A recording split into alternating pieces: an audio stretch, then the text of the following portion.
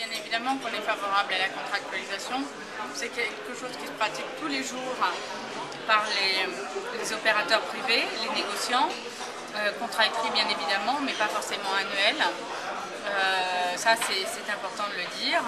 Et on est très favorable aux politiques incitatives à la contractualisation, aux guides de bonnes pratiques contractuelles qui pourraient être promus par les interprofessions. Dans le cadre Les écueils de la contractualisation pluriannuelle, c'est bien sûr sur des produits à forte volatilité, dont les cours sont à forte volatilité.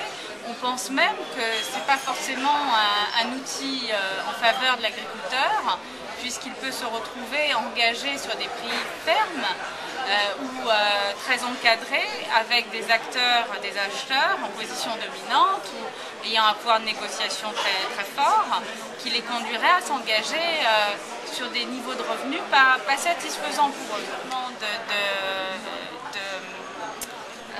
D'exploitation agricole de taille suffisante pour être compétitive, et puis on peut peut-être se poser aussi le problème du coût de la main-d'œuvre qui semble être, en tout cas dans la crise du lait, être un des freins tant à l'agriculteur, tant aux éleveurs que contractualisation à 100%, comme je vous le disais, elle peut se retourner contre les agriculteurs. Il faut laisser de la souplesse, renvoyer aux interpros qui pourraient, selon les produits, selon les filières, prévoir des seuils de niveau de contractualisation qui seraient opportuns et souhaitables. Voilà, laissons un peu tout, ils exercent le même métier. Il ne faudrait pas imposer aux uns des obligations de contractualisation des expéditeurs avec leur amont agriculteur et exonérer de cette obligation la relation